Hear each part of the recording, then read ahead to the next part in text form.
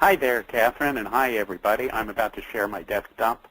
So, Catherine, you should let me know if this works. My name is Harold Davis, and as Catherine said, I'm a professional photographer and writer. I've written many books, including Light and Exposure for Digital Photographers that O'Reilly published. I love giving this presentation because, A, as a professional photographer, it's not all that often that I get to show off my pictures of my kids, and B, because everybody wants to take pictures of their kids and family, whatever level of photographer one is. It's pretty much the one thing you have in common is that you want to take pictures of your kids, your families, and the weird things you see about you. So this is something that cuts across skill levels. If you're a professional, you're interested in doing it. If you're an amateur, you're also interested in doing it.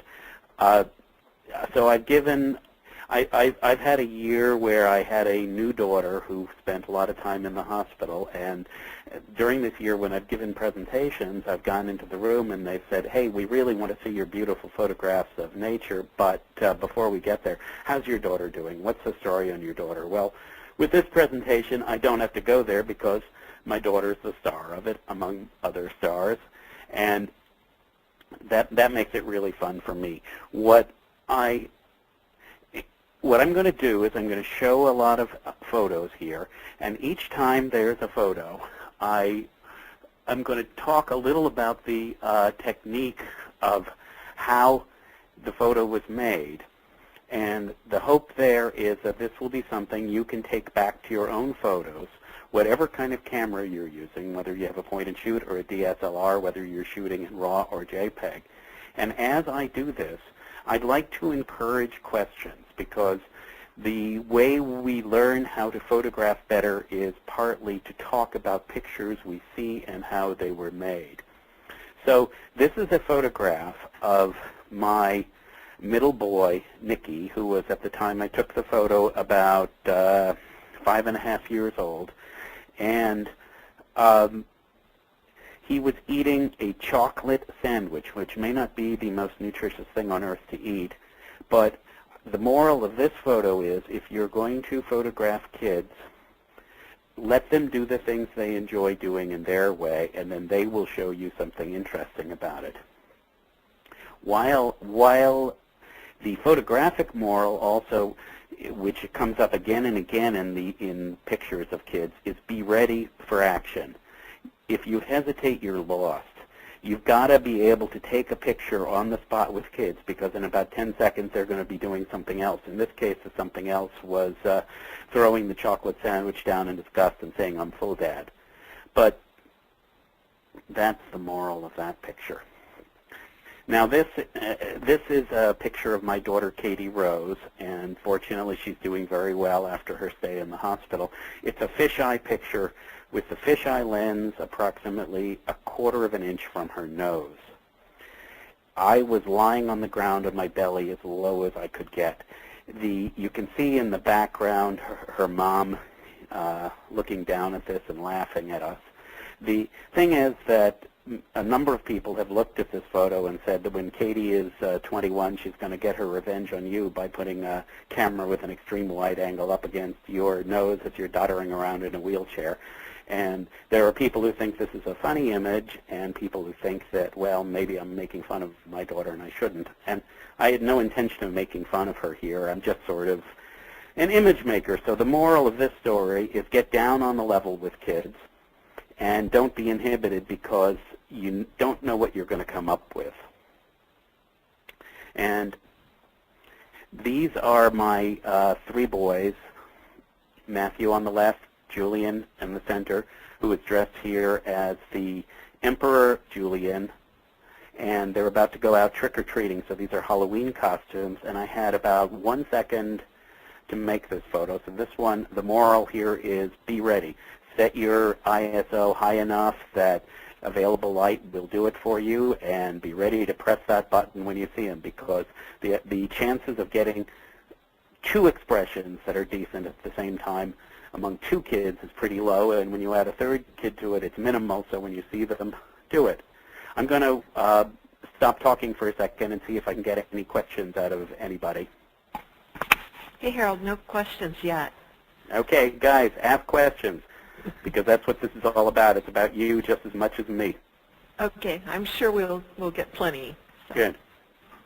Well, this is Nikki again, who you saw in the picture with the chocolate sandwich, and in this case, he's dressed in a costume that he said is the incredible alien monster.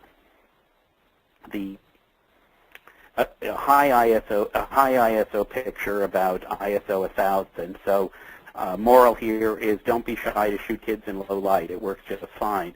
And watch out with that hair dye. It takes about 3 weeks to get out of their hair.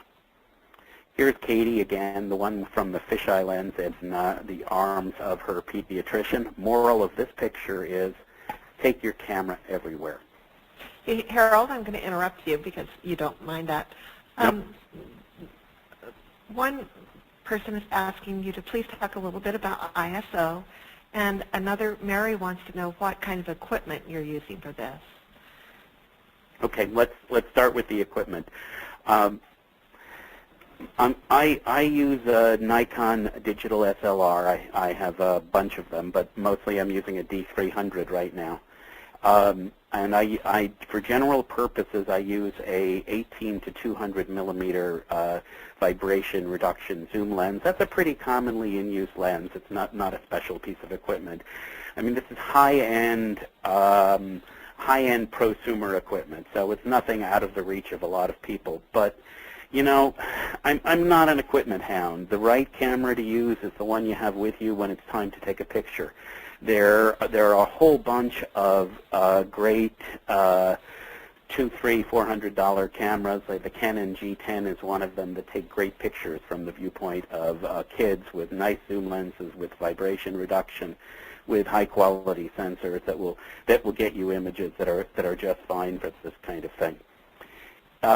Sensitivity is what you dial it into the camera. With film, it used to be called ASA or ISO then too, and it says how sensitive to light your exposure is. The higher the ISO, the darker you can take the shot in. The deal, though, is that you begin to get unfortunate artifacts and noise in it as you dial the ISO up too much. If you're using a point and shoot and don't know what ISO is, that probably means the camera's been setting it for you. And as you experiment with it, I suggest beginning to take control of ISO yourself and not letting the camera do that, because it doesn't necessarily know what is satisfactory and what isn't satisfactory. And generally, if you want to get a really fine result of something that you're going to blow up to be a 40 by 50 inch print, which happens to some of my work, you'll want to shoot it at a low ISO, 50, 100, 200, something like that. However, for this kind of photography, an ISO of between 500 and 1,000 usually works just fine and gives you a lot more leeway about how fast you can operate and about whether or not you need a flash, because as opposed to film photography with digital, I pretty much recommend turning the flash off. And that's a somewhat controversial standpoint, but with the ability of the recent generation of sensors to capture things in higher noise environment, there's really not much you need the flash for. And flash gives you the issue of red eye. There's some things you can do about that, which I can talk about if people are interested. But it also is disruptive. When you flash it at somebody, they're blinded for a second, everybody else is blinded, and you get a really harsh, direct light on your subject. It's important to observe the light around where you're going to be taking the picture before you even start to do it, because that way, when your subject moves into light that's really nice, you can be ready to take it. It's one of the things that you're looking for along with those nice expressions. Okay. Okay, well, you know, sometimes... Go ahead, Catherine. Oh, I'm sorry. I was going to say there were a few questions about what range of lenses were best and how do you deal with flash and babies, and I think that you answered all of those questions. Yeah, let me talk about Okay. the lens range. Let me talk about both those issues a little bit more, though. You know, what I really like for photographing kids is a moderate telephoto lens. Something in the maybe 85 to 120 range, because that way you can't get so far away from the kid that way that you're not connecting with them, because one of the secrets of photographing anybody, kid, adult, Martian, is you have to connect with them. If there's no human connection between the photographer and the subject, then the photograph is dead. So you want to be able to connect with them. At the same time, you want to be able to not be in people's faces usually. So for the most part, that's what I use when I'm photographing kids. On the other hand, sometimes for special effects like that fisheye of Katie at the beginning, special effects lenses are nice. Yes, there are some health concerns with flashing at babies. For example, you don't want to be using a flash in a hospital simply. As I said, my philosophy of photographing kids is the same as mine for adults. You have to connect with the person that you're dealing with. They're not just a subject. And you also want to do it in sort of a Star Trek non-interference principle. You don't want to do something that is going to be so obnoxious or disruptive that the subject starts to hate you. And that comes back to one of the other themes underlying this presentation, and that is that the photography of kids and family is something that's supposed to be fun. And it's not only should it involve the subject in helping you to plan it, but it also should be something that they don't see you as this awful person coming from outside and disrupting. I mean, I've been able to photograph in places, including hospitals and schools, with my kids and other kids that if I were obnoxious about it and banging off a flash all the time, no one would ever have let me. However, just to prove that there is no such thing as a rule all the time, this is a direct flash picture of Nikki at about age 3 taking a bath in the kitchen sink. I guess the low light conditions there, I said, okay, I'll just bang it out with the flash. What I do typically when I do that is I don't use the flash that's on the camera. I use a synced flash handheld off the camera up high, so the light isn't quite as harsh as it is when it's coming straight from the camera. And the same thing here. As you can see, there's a bit of a red eye in this one, but the situation was such that this is Matthew here, that I just could not resist going, okay, bang, here I am. And the reason that there is red eye here as opposed to the other one is that my flash was direct on the camera and I just pressed the button. I didn't have a lot of time to think about it.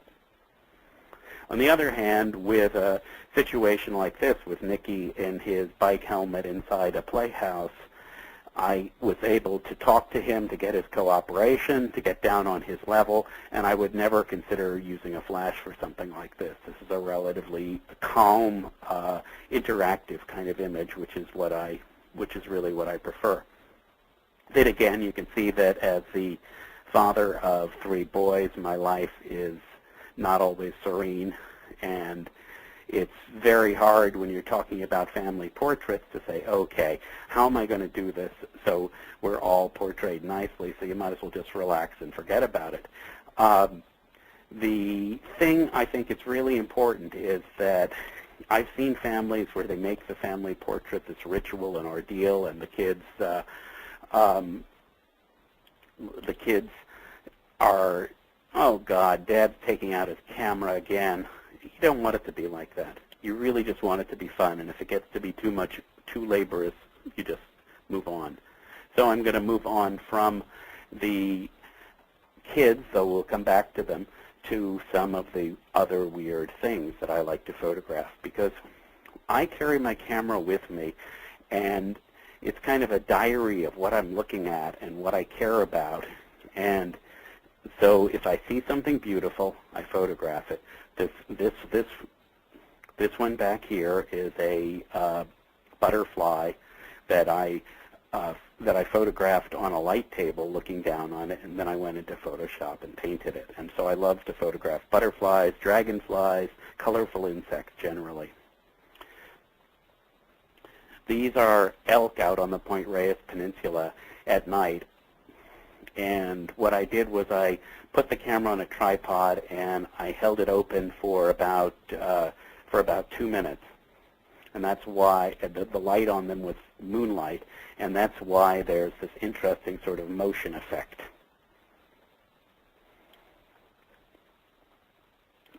This is a Metropolitan, a car from the 40s that was in the morning light. Well, I guess I was dropping kids off at school. I saw this car. I said, I have to photograph this. And I set up the tripod and quickly took the picture. Now, definitely the extraterrestrial highway, Highway 375 in Nevada, qualifies as another weird thing. This is depending upon how you look at it, is the biggest case of red eye in the world, or it's also a poppy bud. These are drops of sky on a leaf in the morning in my garden.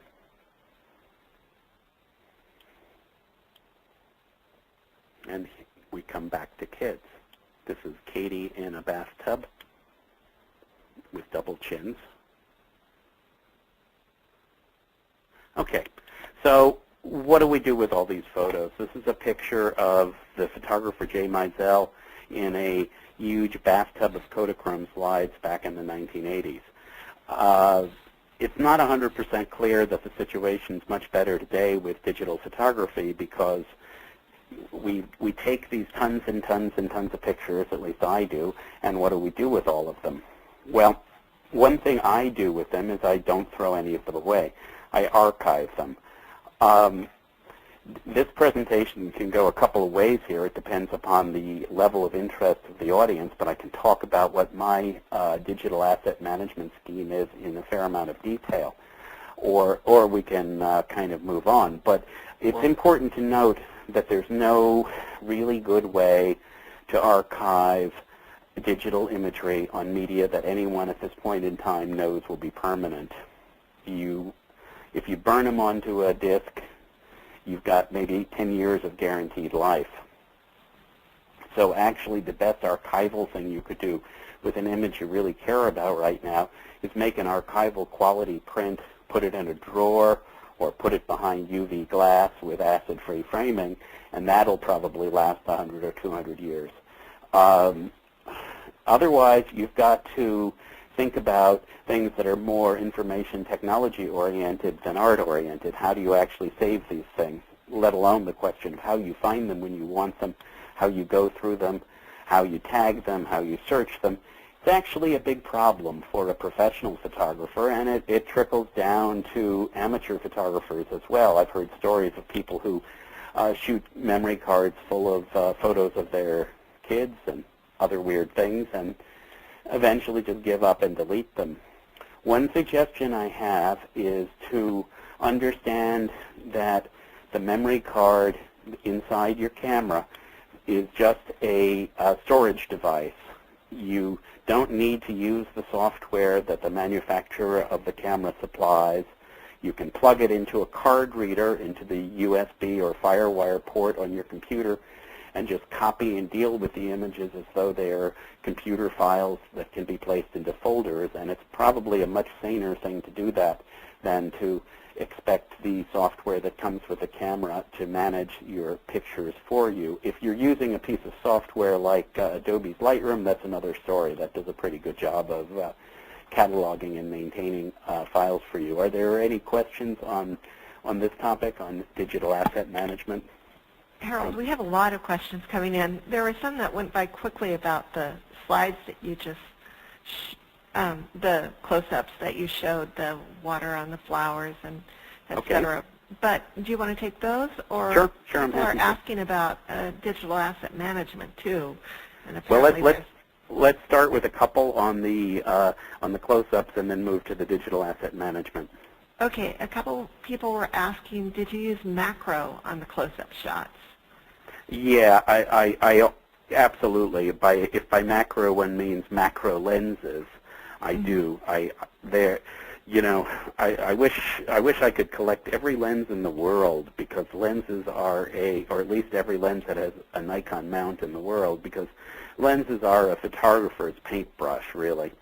and they all have different characteristics. It's a kind of slightly dirty secret of the camera hardware industry, that every single lens is different. It's like, if you buy a car that's a lemon because whoever was making it had too much beer that day. Well, there are lenses of the same model lens that are really good, and other ones of the same thing that are not so good. But I have a collection of macro lenses. My favorite two are a 200 millimeter macro lens, so it's a fairly big telephoto macro lens. It's a heavy manual clunker, and another heavy manual clunker, 100 millimeter macro that Carl Zeiss makes, that uses the same optics that are used in some movies, and it's a completely manual lens, no autofocus, no tie-in with the camera's computer, and it's got a really nice, hugely graduated hand focus so that I can focus it very carefully. What I also use to help me do that, because it's a bit of a tough process on my aging eyes, is I use a magnifying eyepiece usually when I'm doing a careful macro shot. And is that the lens that you used on the dewdrops? Yeah, no, I think the dewdrop was the 200 millimeter f4 Nikkor that I mentioned. Okay, all right. And then here's a question you may want to address later. Let me just say one other thing about macros. I mean, I mentioned some fairly heavy-duty equipment here, but it's actually possible to take macros without that. An inexpensive close-up filter works pretty well with a DSLR, and if you have a point-and-shoot camera, the macro mode in those are actually astoundingly good. You can take some really nice macro pictures with very simple equipment. A tripod, however, is pretty essential. Right. And then I think you may want to address this question later. Jay is asking, how much adjustment in Photoshop RAW tweaking do you do on portraits versus your landscapes? I mean, you can answer it. Well, that's a very good question. Mm-hmm. And in fact, all the questions so far have been good questions. Oh, they're good. Mm-hmm. Yeah. First of all, my philosophy is that a digital photo is one part photo and one part digital software, and both parts are important. This goes for all the work I do, whether it's landscape or portraiture. That's not to say there's any excuse for being a sloppy photographer. You want to start with the best capture you can make given the circumstances, but I almost always work my images afterwards and post-process them.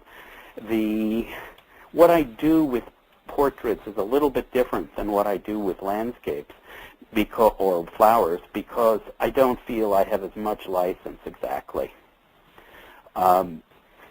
Skin tones are skin tones, and if you start I was going to say screwing around with them too much, but how to put it more nicely, you want to keep them looking natural and more or less the way people look. That said, nobody wants to have a portrait of them taken with showing yellow teeth or a lot of zits or things like that. So there's some cleanup that people expect, particularly when you're a professional photographer and you do a portrait. That's just part of the territory. There's a balance there. Then again, it's nice to tell the truth about people also. And if your portraits of people don't have some semblance of truth, then it shows, and that's not good. So I routinely do some smoothing of wrinkles. That, of course, doesn't come up much with kids. What I also routinely do is I work on the highlights in the eyes. That's just part of what I do.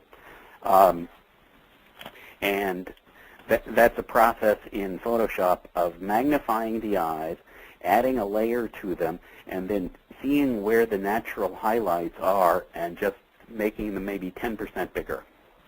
Because somehow there's something about seeing that sparkle in somebody's eye that people really respond to in photos. Mm-hmm. Okay. Question. And so about digital asset management, you are just being encouraged to talk about it as much as possible, about workflow and storing. And then Yazid asked if you use iPhoto to archive your photos or another application like Aperture. Okay, good questions. I do not use iPhoto. I use iPhoto to make slideshows.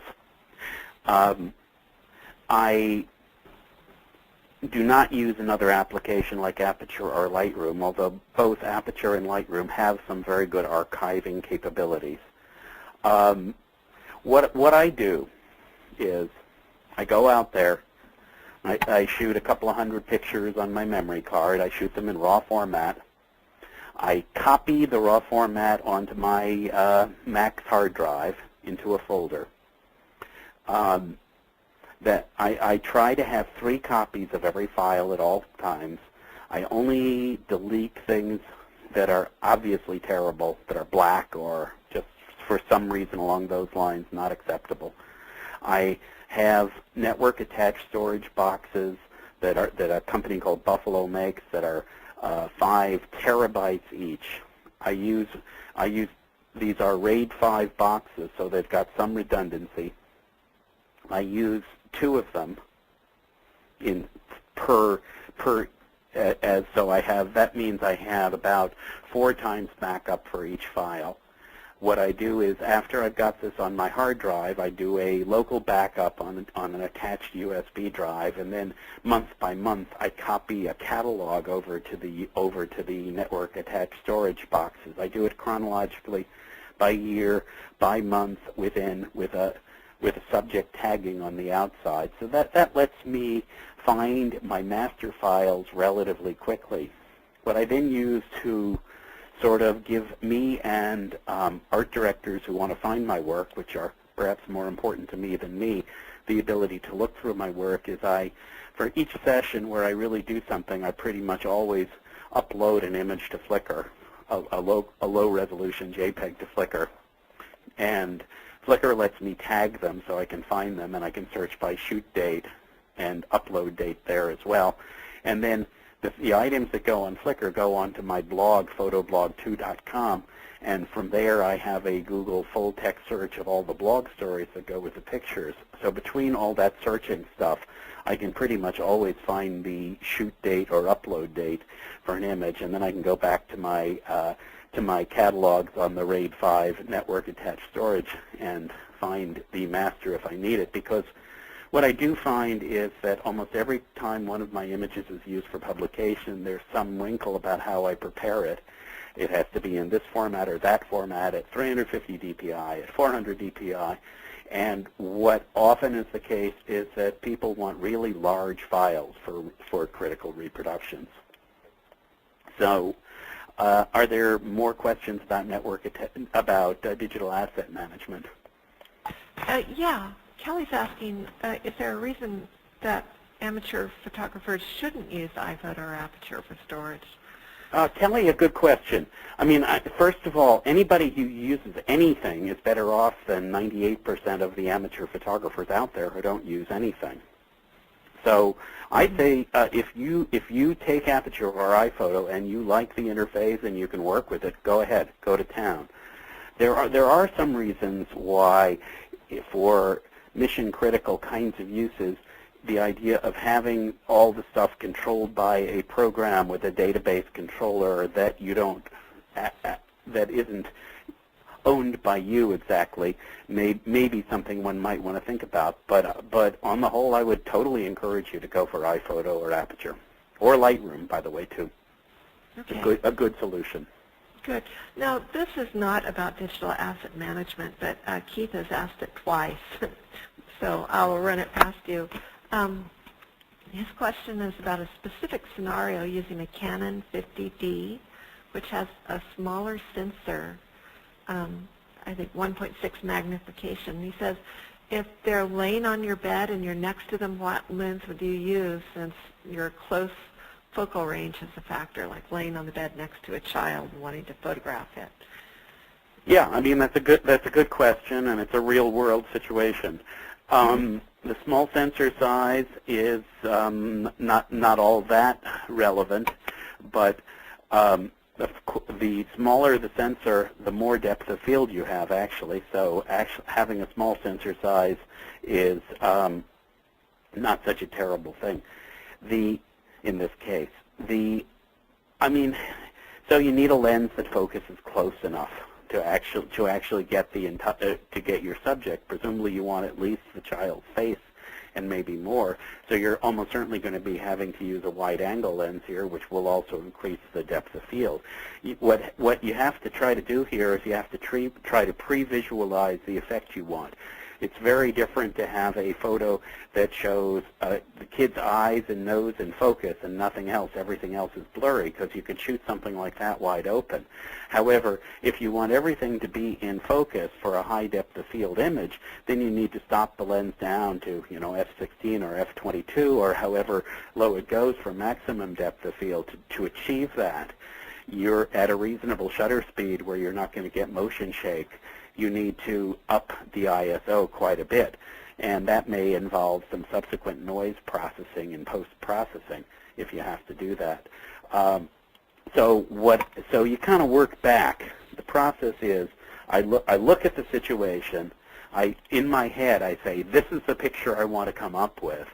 You then say, what tools do I need to do that, and then what settings to use. So, I don't really have quite enough information with the kid on the bed. I need to know what the picture is that I want to end up with. My gut is that you're looking at a real wide-angle lens as the way to go here, probably something like something in the 14 to 18 millimeter range. Does that help? Yeah, and he said that it's a headshot. He's looking for a headshot, close-up headshot. But well, then you don't want to. That does help. yeah. Then you don't. It depends also how far away you can get.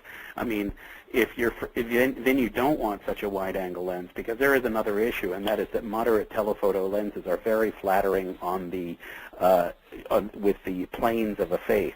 So, if possible, if you're looking for a flattering headshot, you want to use a moderately long lens, not a wide-angle lens, because as we've noted, wide lenses do weird things to people's faces. And which did you use for this snake? Yeah, let me just quick run through these. On other weird things, we've got little animals.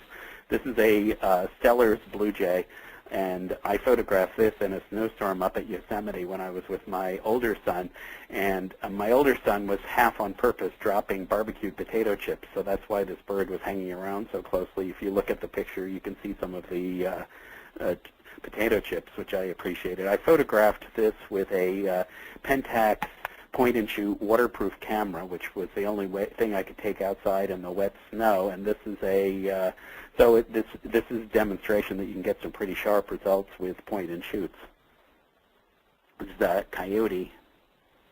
This is a hummingbird's tongue here, which many people don't know that hummingbirds eat more than their own weight in aphids and other little insects with their tongue besides nectar. This is a salamander, and I used a telephoto macro lens to focus on this, on the eyes here with very low depth of field. Wow.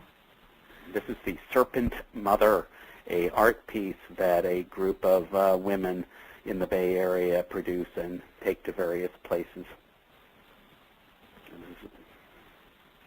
Nice. And this photograph here shows multitasking. There we go. There's the multitasking photo. He's not going to like you for that.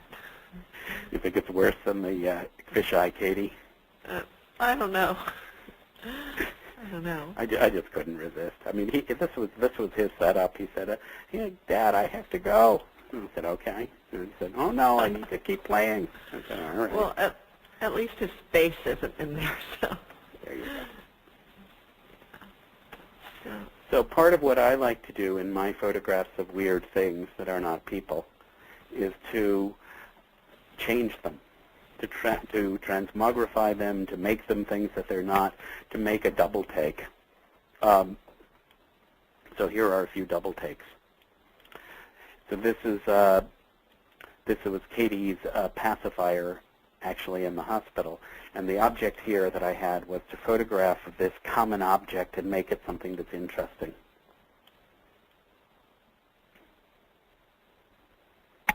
These are seagull feathers on the beach. beautiful. This is a photograph of a turkey feather through a microscope.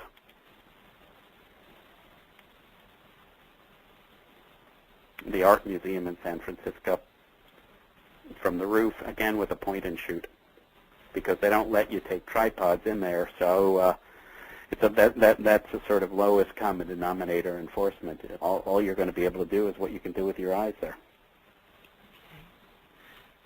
So Patricia's asking if you can explain the technique associated with the photos, if possible. Well, you know, I could spend a good question. I could spend the entire presentation explaining the technique on almost any single one of these photos.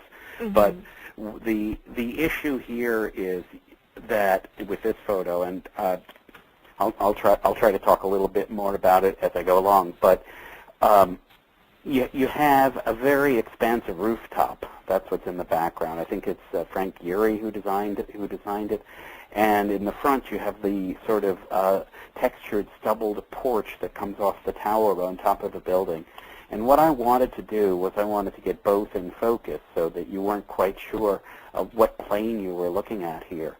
So to do that, I put the camera onto aperture preferred metering, and I stopped it down as far as it would go. And as noted, this was a point and shoot with a small sensor, a Canon G9, and they have high depth of field, even at f8, which is as far down as they go because of the smaller sensor size. So that's really all there was to the technique here, besides a compositional issue to say, okay, this is interesting looking because it looks like something else.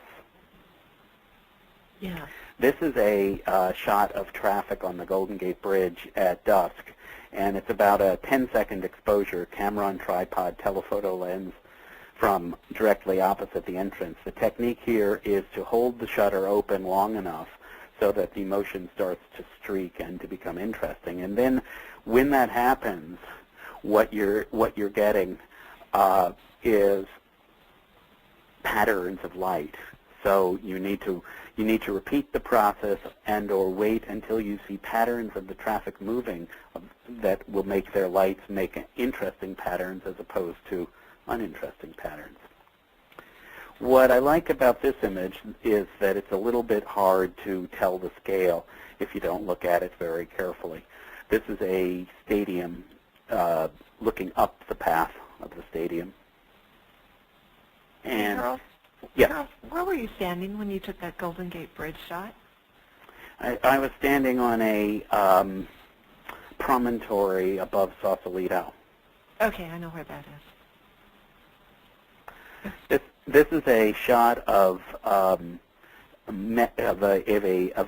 mesh curtain with some holes in it where I was sitting, and I was just sort of sitting there holding one of my kids for a while, and I looked at it and I said, you know, that's interesting the way the trees go through that. Let me photograph it. And then the trick was to try to stop it in motion and at the same time get high depth of field. You know, that takes me to another question that people have been asking about how you're always ready to take these photos. And do you take a camera and tripod everywhere? And how do you keep them set to capture these great action photos and other photos?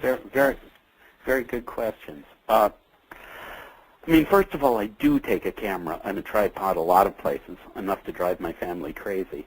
I mean, to quote Jay Mizell, who I showed in the bowl of Kodachrome slides earlier, he said, I like to carry my camera with me all the time because it's hard to take a photo without a camera. So I do carry cameras around a lot, and I also have the habit of setting them so they're ready for what I think the situation will be.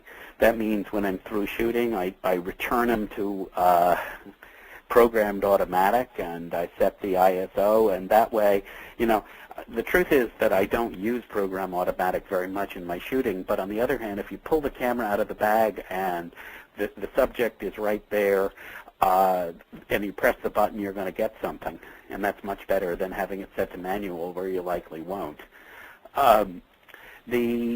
The prepared mind is partly the answer here. I mean, that goes along I'm not going to say that my photos have the quality of decisive moment that somebody like Henri Cartier-Bresson had, but good photos do have this sense that whoever took them was ready for what would happen. So I try to be prepared and to pre-visualize as much as possible what is the mode for taking the pictures. And sometimes in my life I'm not a photographer, I'm just a dad or whatever else I'm doing, and then I don't have a camera with me. But when I do have a camera with me, I'm thinking about photography, and I also actively engage people, kids, people around me, in helping to make photos as well. Do we have anything follow up on that? Well, about the mesh, the black and white mesh, how did you get that picture? That's actually a composite of about 5 images that I set the camera on a tripod, and I sat there for maybe an hour, and I took a bunch of images, and then I combined the sharpest elements of each. Okay.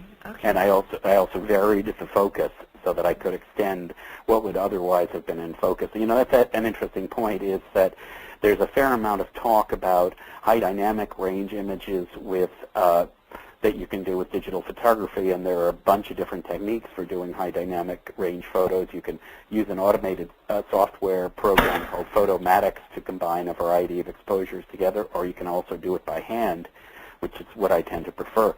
But what people don't realize that much is you can also do the same thing with focus. If you shoot a whole bunch of images at a different focal point and you want to get something that's sharper than it would normally appear on optics, you can also do that by combining the images. Okay, but you didn't do that with your son looking through the chocolate sandwich. No, I did not. That's of course not. I don't mean of course. Yeah, it was the entire picture was so... Well, actually, we could go back and look at it, Catherine. But I think if you did, you'd see that what's really sharp there is his eye. Okay. And the rest of it isn't so sharp. And that's a good point. What people look to be sharp in pictures of people are the eyes. So if you're going to focus on one thing about a person, focus on their eyes. Okay, someone was asking about that earlier. So that's a very good question and a very important point. The eyes are what people look at, and if you get the eyes sharp, they'll forgive lots of other things not being quite so sharp. Okay, so what is this image? This is a pot in the kitchen. No way. Stove. I thought this was a painting. Well, it's also a painting, so you're not so far wrong. But okay. But the photo itself is a big pot of reflections in it. Here's another version of the same thing. And there's the photo that I made. The first 2 were paintings from this. So you can see what you've got is a scratched up but rather respectable and well-used pot in our kitchen with reflections of other pots in our kitchen in the background. Nice.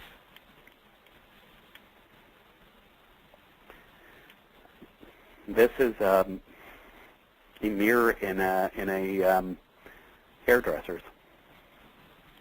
I was just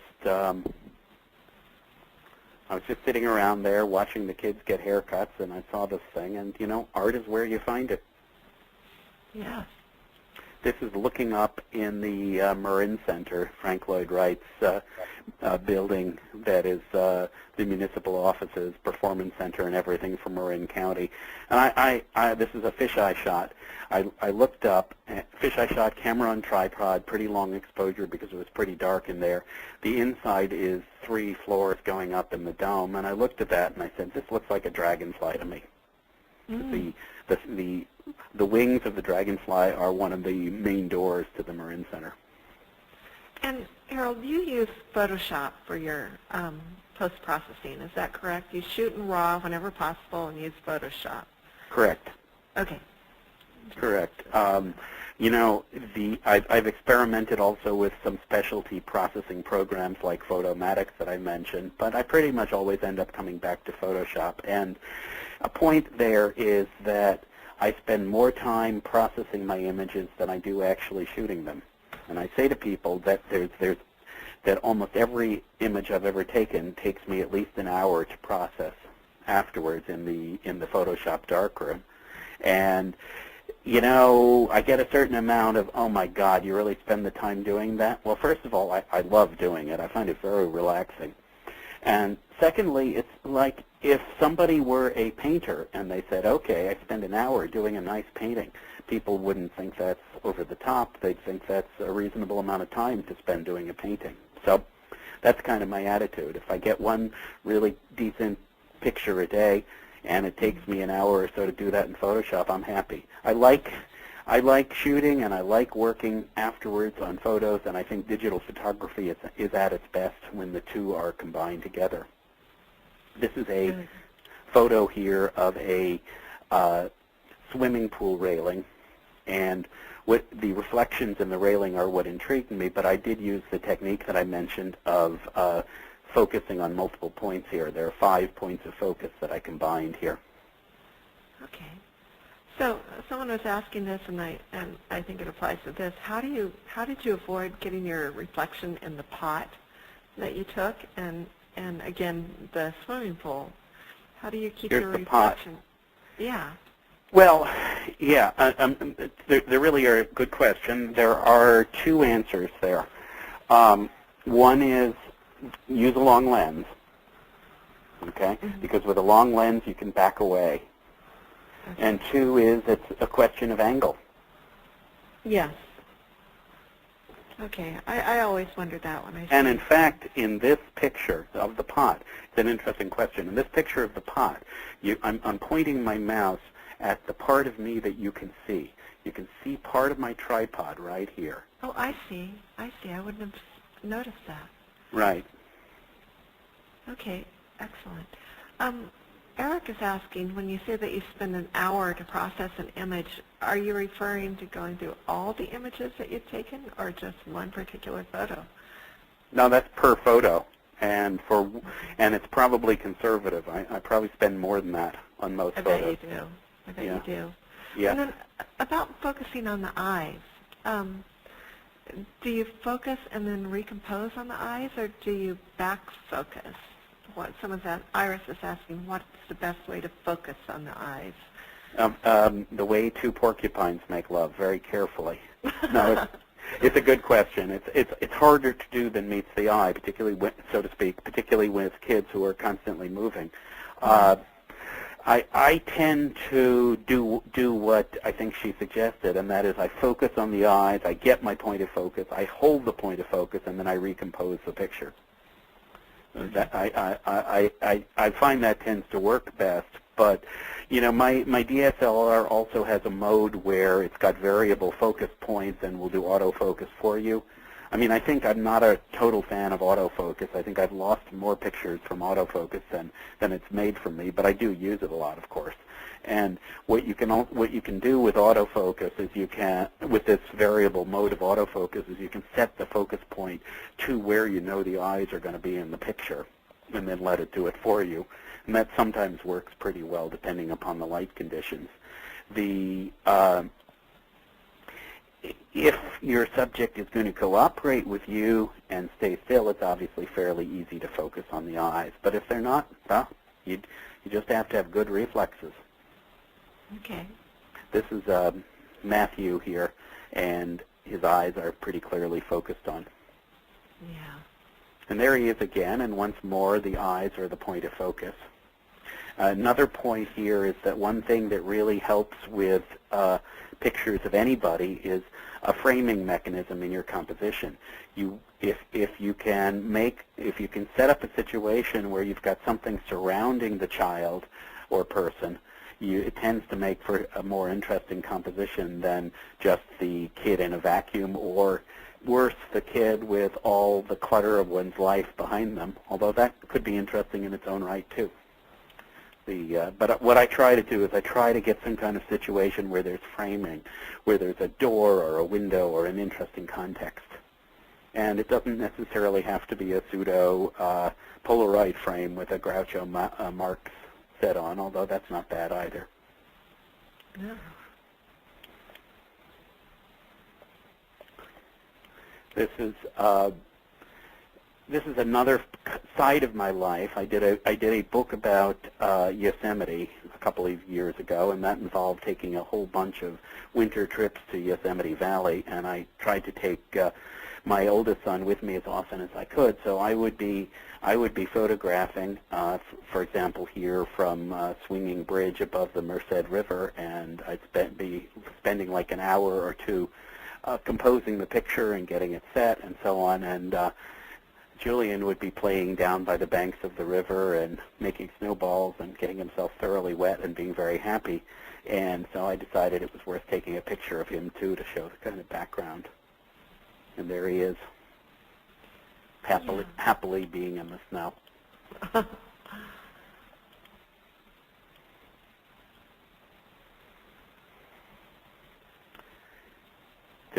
This is a telephoto shot at about 1,000th of a second of Julian on a trapeze. And with this one, basically it's like I saw his trajectory. I knew when I had to take the picture. I focused on the spot he was going to be on, and when he was there, I snapped it. Wow. It's great to put babies in baskets, and that gives them a container or a frame in the way I talked about before.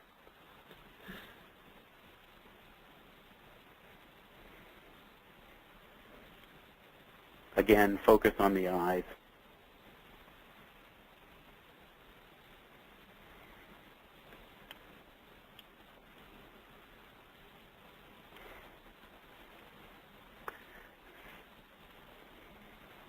If they're making funny faces, it's probably a good thing for a photograph anyhow. And there's a fisheye version of Julian.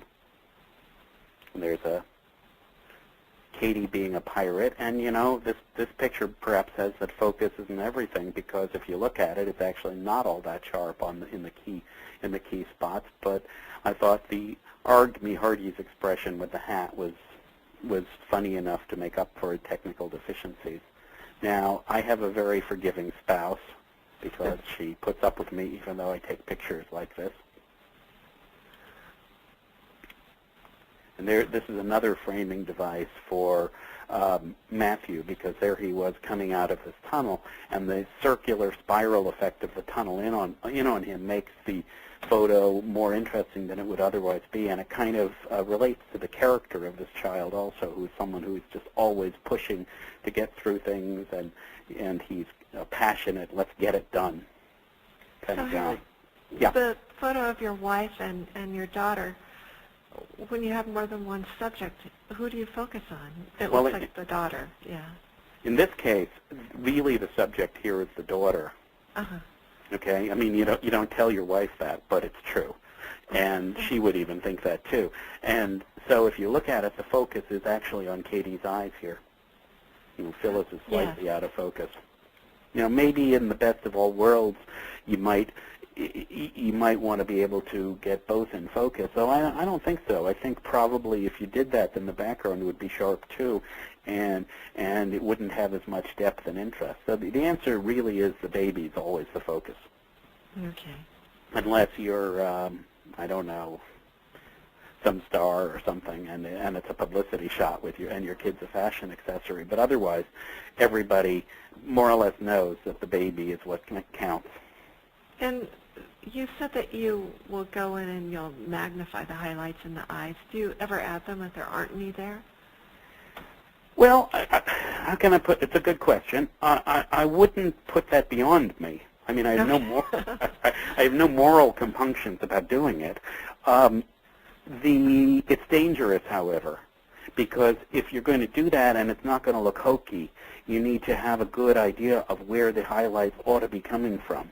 And the best way to see where they ought to be coming from is to see what's there.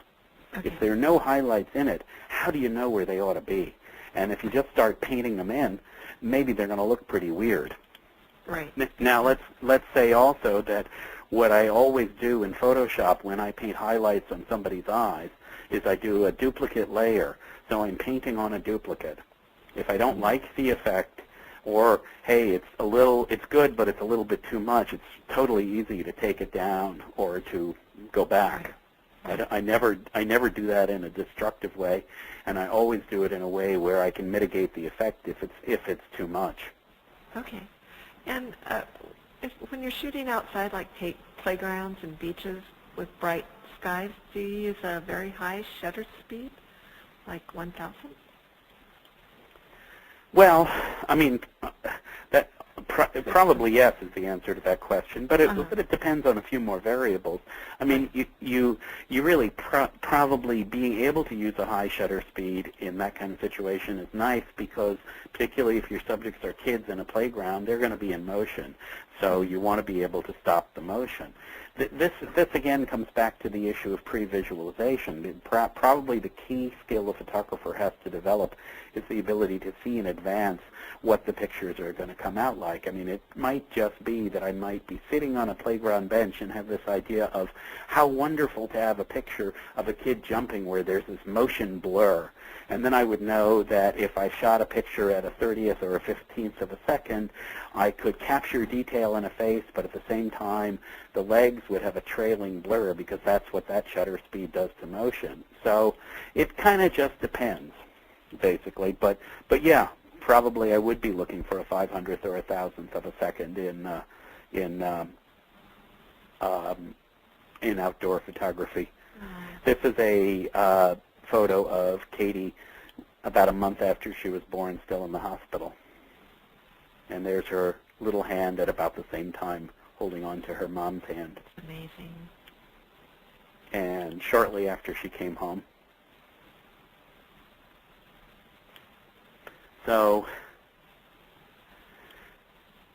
if we are people who love photography and we spend a lot of time taking photos, it's important that our photos mean something to us, the people around us, our families, friends, and kids do. And I'd encourage everyone who loves photography to focus on, in the best sense of the word, what's meaningful to them. Why are you taking the picture? What's it about? Why do you care? Good.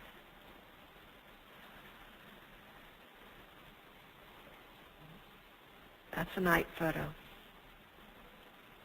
Excuse me? Is that one of your night photos?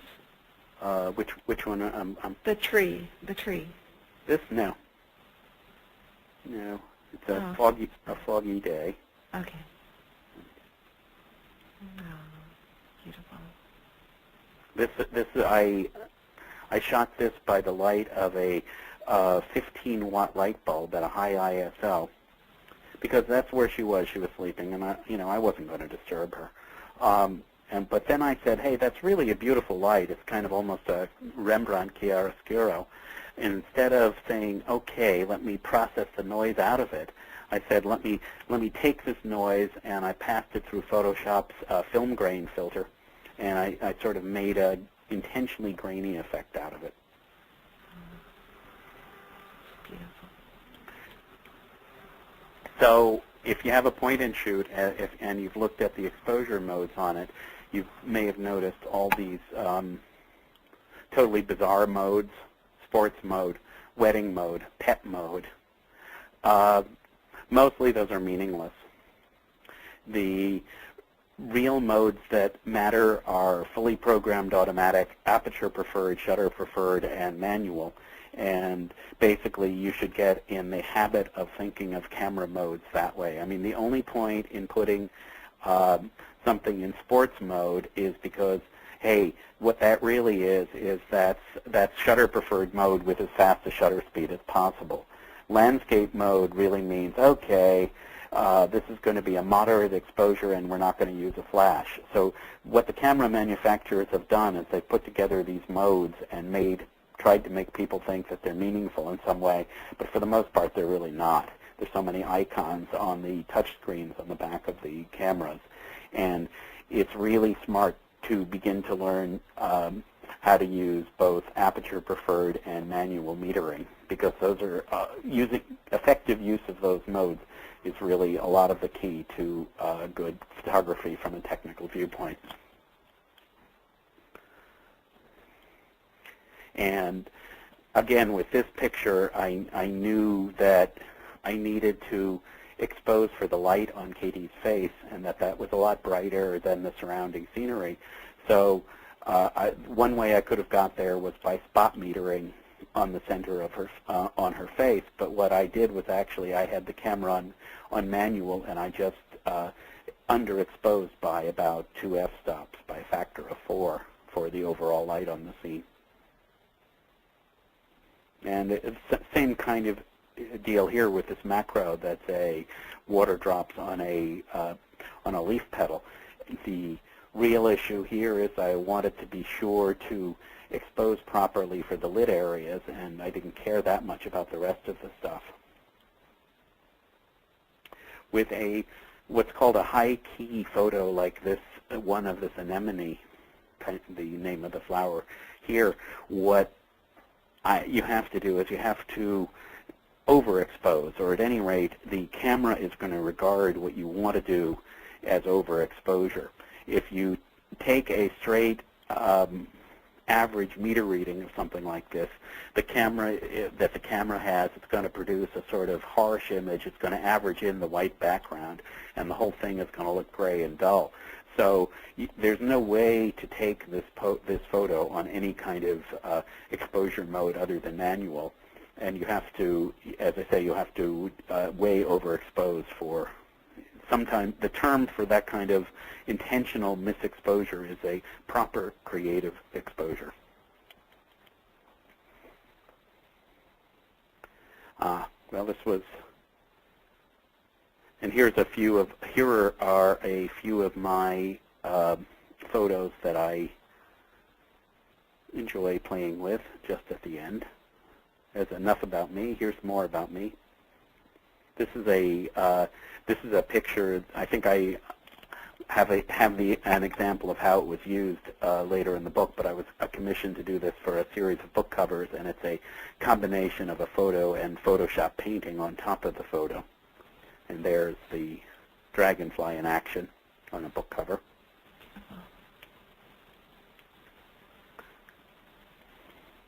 Is this a picture of mountains on a Chinese screen? Well, no.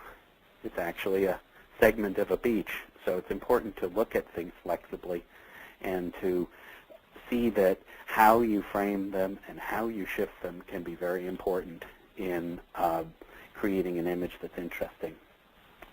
This is the book cover of my book about the Golden Gate Bridge. This is Light and Exposure for Digital Photographers, published by O'Reilly. And there's a lot of good information in this book about how to take pictures. Every picture in the book is captioned with the story of how I made the picture and what exposure settings I used to do it. This is my book about Yosemite. And that's this is up to you. Are there any more questions? There have been a lot of questions, and I'm not sure we have time to get into all of them, Harold, but people are asking, first of all, there are a lot of questions about the multiple focus points on the various pictures that you took and how to do that. That seems to me like it would be the topic of a separate webcast altogether. Yes, I think you and I had discussed doing will be a little bit more technical, but doing a webcast on basically hand post-processing in Photoshop, and that would be a place that could very well come up. Okay. I mean, the overview there is that what you do is you pick the focus points you want, you shoot the multiple images, you make sure to keep the aperture the same on all the shots, and then you combine them in Photoshop using layers and masking. Oh, well, that's quite simple. Yeah, it sounds it, doesn't it? Yeah. No, it doesn't. And then I just don't know where to pick and choose from the other. Well, why don't you pick maybe 2 more at random? How does that sound? Okay. Let's see. This isn't just about your opinion, and Jose's asked it a couple times. What do you think about the new fever around photos taken with the iPhone? And people are saying it's the new Polaroid. But you don't have an iPhone, do you? No, I don't have an iPhone. I don't either, so. I don't have an iPhone. For a while, when I first got it was new then, my mobile phone, I was into taking pictures with it, and it's true, you end up in places with your phone to take photos that you don't have a camera, and I don't mean that just in a naughty way, but, it's something you have with you all the time, so you end up taking these photos. I mean, my own aesthetic tends to be that I like images that are really high resolution, and partly that's sort of economic necessity too. As a professional, the art directors who come and use my work or who hire me to do things tend to want images that will be capable of really critical reproduction. So unless they're looking for a specifically iPhone kind of look, and in reality that's something that might even be generated to look that way using a higher resolution camera, it's not something I can use so much professionally. That said, I think that it's really totally cool to play with anything that's photographic. I mean, there are people who like plastic cameras. Diana's, there's this attachment that you can put on a DSLR called a lens baby, and I actually have a bunch of lens babies, and that manages to turn a $1,000 DSLR into something that's basically a camera with a plastic lens. So, you do that for the look, why not use an iPhone? More power to it. And here's another question. How do you get that white background, the one behind the anemone and the other flower that you took? Those two photographs were shot on a light box as the background, so that's where the white comes. So that's 50% of the formula.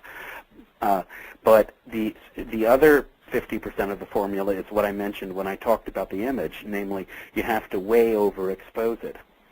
And that's part of the secret to high-key lit photos, is to way overexpose them. It's also the case that I generally shoot in that kind of situation about 10 exposures with a 10x exposure time on it. When you're going to combine exposures, you need to keep the aperture the same, and I'm almost always stopped all the way down for those photos. But as an example, I might shoot a range from a 20th of a second to a 200th of a second at f32. So, and what I do when I go to work on the photos is I start with the brightest version for the background, the 1/20th of a second, and then I paste in the parts from the darker versions to get the full detail. Okay. And when you say you're photographing it on a light box, is the light box actually lit? Yep. So it backlights Yep. the flower. Okay. Wow, interesting. Okay, well, I think we've got a little overtime, and this has been incredible. So people are saying, please offer post-processing as a webinar. We will. Harold's agreed to do quite a few more this year, and I'm really excited about it. So, watch our site, or if you wanted to get information about our webcast, we'll send you the news about it. And yes, we have recorded this. I will send a link to everyone as soon as the recording's available. I believe it should be by tomorrow, so that'll be great if you missed any of it. You can listen to it again. Let me also mention that I like to try to answer every email I get that's about photography. So if you have questions, don't hesitate to send me an email. You see an email address up on the screen, as well as my website addresses. So I'm happy to hear from anybody and to try to answer questions. Great. Thank you very much, Harold, and thank you everyone for joining us today. Thanks a lot. All right. Bye-bye.